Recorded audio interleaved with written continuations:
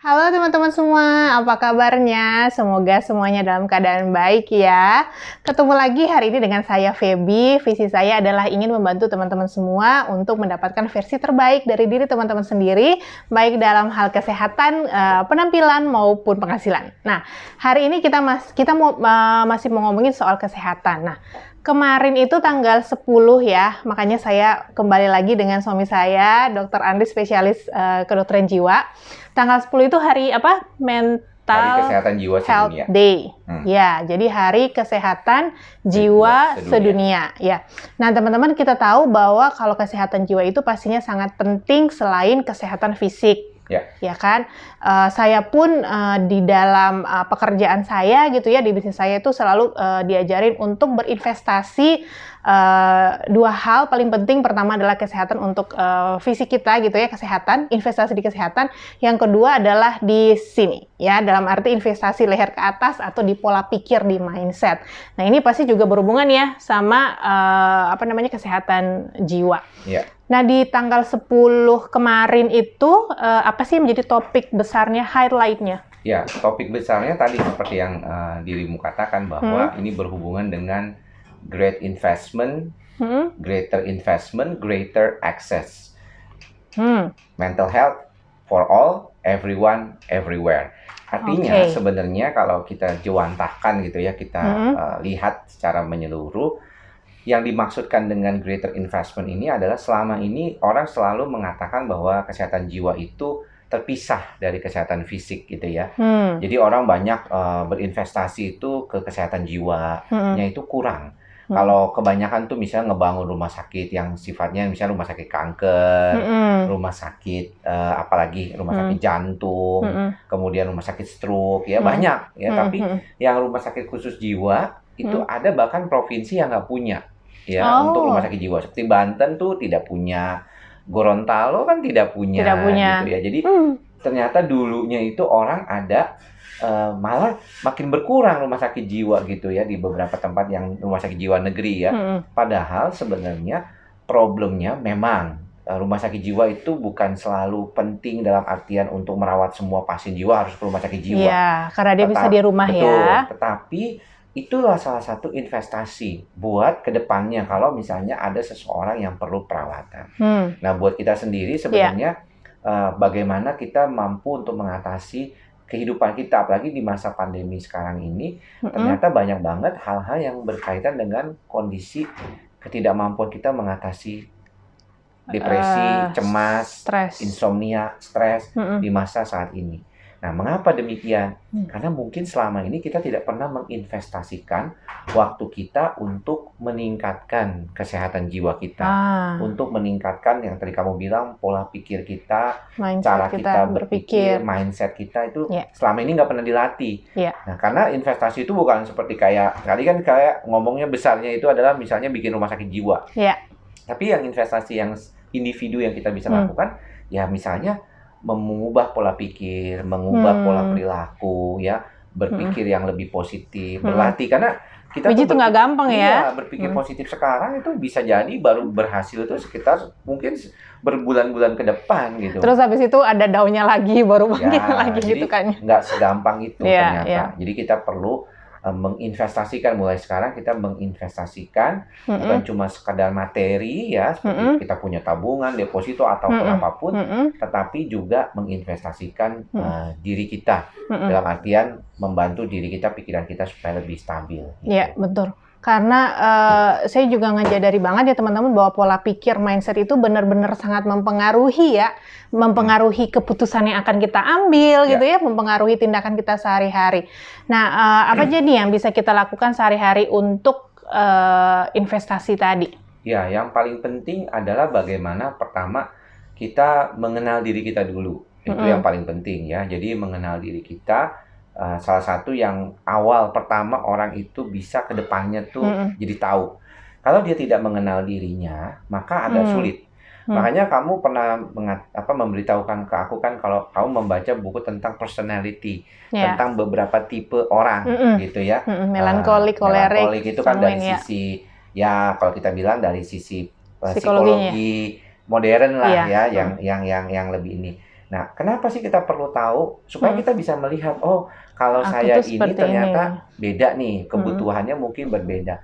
Cara saya memperlakukan diri saya juga berbeda gitu. Dan ketika saya berhadapan dengan stres pun, mungkin saya punya respon beda dengan teman saya yang lain gitu. Jadi sebenarnya cara inilah yang diharapkan untuk mampu ke depannya membuat orang itu jauh lebih baik gitu. Jadi mengenal diri dia dulu pertama. Ya, jadi penting banget berarti teman-teman untuk kita bisa mengenali diri kita sendiri ya. Nah, lebih jauh sedikit nih, gimana caranya supaya kita mengenali diri kita sendiri, kan banyak yang mungkin nggak tahu ya. Ya, membaca tadi salah satunya ya, membuat kita lebih aware tentang diri kita. Kemudian membaca buku-buku yang berhubungan berarti tadi ya. Buku personality seperti itu. Kemudian sebenarnya self awareness itu penting, tapi kadang-kadang orang tuh belum tentu bisa self awareness itu. Makanya beberapa diantaranya membutuhkan pelatih, ya pelatih atau coach ya, atau mentor dalam artian ini. Jadi mentor ini dianggap dia dapat melihat orang itu apa adanya. Seringkali kita tuh sulit untuk melihat diri kita tuh apa adanya. Setuju.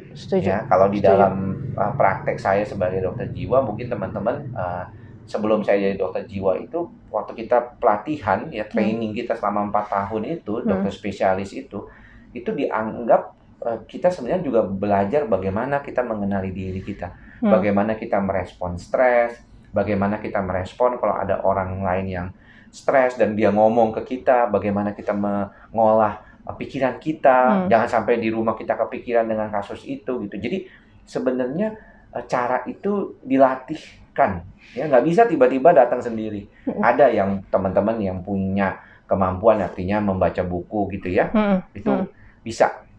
Ya, tapi kalau dia nggak bisa, mungkin dia perlu cari mentor, dia perlu cari orang lain yang bisa melihat dia sebagaimana apa adanya.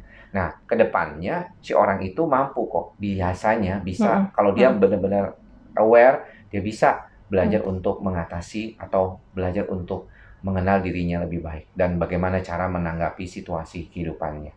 Oke.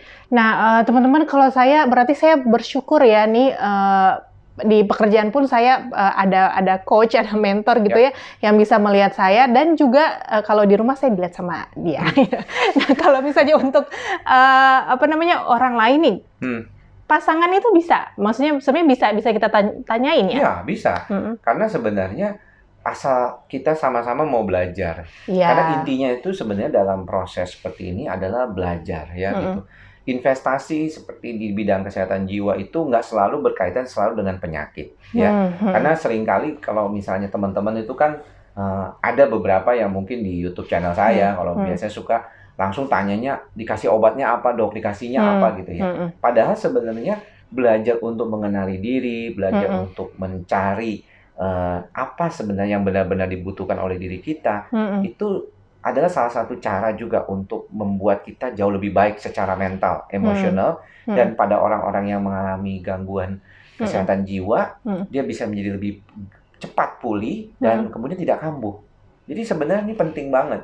Cuman orang suka mikirnya tuh praktisnya aja gitu, mau cepetnya aja. Nah, prosesnya nggak ada yang mau lakukan. Itu yang sering kali kita sendiri kadang-kadang memang suka merasa seperti itu. Benar. Jadi semua dari kita tuh merasakan, saya, istri saya juga demikian. Maunya cepet aja, padahal teman-teman segala sesuatu yang baik itu seharusnya memang butuh proses ya gitu ya. Nah, selain tadi mengenali diri sendiri, berinvestasi untuk itu gitu ya, upaya itu, nah ada lagi nggak yang lain? Ya, sebenarnya kita melihat bahwa kita tuh seringkali lupa memberikan kesempatan buat diri kita tuh untuk time out atau beristirahat ya. Jadi saya seringkali misalnya dulu tuh cuti gitu ya, dan membuat pasien repot kadang-kadang ya, mereka mengatakan, aduh kok cuti mulu dok ya. Sebenarnya cara untuk cuti itu adalah cara kita untuk time out ya. Sedikit banyak bukan reset, tapi kita istirahat lah. Ya kayak misalnya kita kan mesin, mungkin kita perlu diistirahatkan. Ingat tubuh kita ini bukan mesin gitu ya. Jadi kita perlu waktu untuk beristirahat. Mesin aja butuh waktu untuk istirahat. Ya, tapi kan kalau mesin pabrik katanya enggak dok ya. Tentunya kita kan bukan robot ya. Maka daripada itu kembali kemampuan kita untuk mengenal diri itu akan jauh lebih bisa membuat kita tuh tahu kapan kita mesti beristirahat, kapan kita tetap harus bekerja. Seperti yang sekarang kita alami sekarang ini, tentunya mau nggak mau kita semuanya mengalami hal ini. Dan ini membuat seolah-olah kayaknya tuh agak sulit buat kita tuh berharap banyak gitu ya. Maksudnya, kayaknya saya mau merencanakan ini, jangan-jangan nanti gagal nih karena pandemi segala macam. Iya, jadi kalau demikian lakukan hal-hal kecil. Langkah-langkah kecil itu kadang-kadang kita tuh tidak terlalu pedulikan gitu. Ya. Jadi kita pengennya gede gitu ya langsung. Enggak, langkah-langkah kecil itu selalu hal-hal yang baik. Take a baby step. 2, nanti kemudian gagal, ulang lagi gitu ya. Jadi sebenarnya proses ini juga akan mengembangkan kita dalam bagaimana kita berperilaku ya, bagaimana kesehatan jiwa kita akan sangat berpengaruh terhadap hal seperti ini. Ya, kemampuan kita melihat diri kita apa adanya dan kemampuan kita untuk belajar bagaimana kalau misalnya ada halangan. Ya, penting itu pokoknya jadilah manusia yang baik, manusia yang pembelajar. Karena kalau manusia pembelajar, dia akan terus belajar gitu. Dia nggak akan merasa puas seolah-olah dia bisa punya ilmu gitu. Dia akan terus belajar. Dan ini adalah investasi yang sangat baik. Yang seperti kamu tadi bilang, itu leher ke atas gitu. Investasi leher ke atas ya teman-teman. Oke, jadi hari ini kita udah belajar. Teman-teman tahu nggak ini dia dari kemarin tanggal 10 kemarin udah ngoceh tentang ini ya. Jadi di online tuh udah banyak banget. Kemarin sampai 4, hari ini ada 2 lagi gitu ya. Tapi hari ini saya mau ajak dia lagi spesial untuk teman-teman semua. Beliau yang nyampein sendiri. Jadi di Hari Kesehatan Jiwa ini kita benar-benar mulai memikirkan untuk investasi dari sekarang untuk kesehatan jiwa kita ya, pola pikir kita, mindset kita gitu ya teman-teman. Jangan langsung berpikir sesuatu yang besar, tapi ambil langkah sedikit demi sedikit. Nah itu pastinya akan lebih berpengaruh daripada kita nggak ngapa-ngapain gitu ya, nggak ngelakuin apa-apa ya. Oke, ada kata-kata terakhir dari Dr. Andri untuk di tanggal 10 Hari Kesehatan Jiwa ini. Teman-teman semua, seperti apa yang tadi dikatakan, spesial itu adalah bagaimana kita mampu untuk mengenal diri. Saya selalu bilang semua orang ya, anak-anak muda, orang tua, segala macam, jangan lupa untuk kita mengenal diri kita ya. Karena kalau kita mampu mengenal diri kita dengan baik, kita tahu apa yang kita mau, maka kita bisa lebih fokus dalam menjalani kehidupan ini. Mungkin saat ini kita perlu bersabar, semuanya lagi sedang bersabar, menunggu saat yang tepat untuk kemudian kembali bergerak. Tapi yang penting bagi kita, asalkan kita punya tujuan yang baik ke depannya, dan jelas. Mudah-mudahan semuanya akan baik-baik saja ke depannya. Ya, jadi tetap jaga sehat. Tetap jaga kesehatan jiwa dan raga teman-teman. Oke, terima kasih semuanya. Semoga video ini bermanfaat. Ya teman-teman yang ingin share, like dan subscribe ya, boleh di-share kepada teman-temannya juga boleh ya. Itu aja untuk hari ini. Terima kasih. Bye-bye. Bye.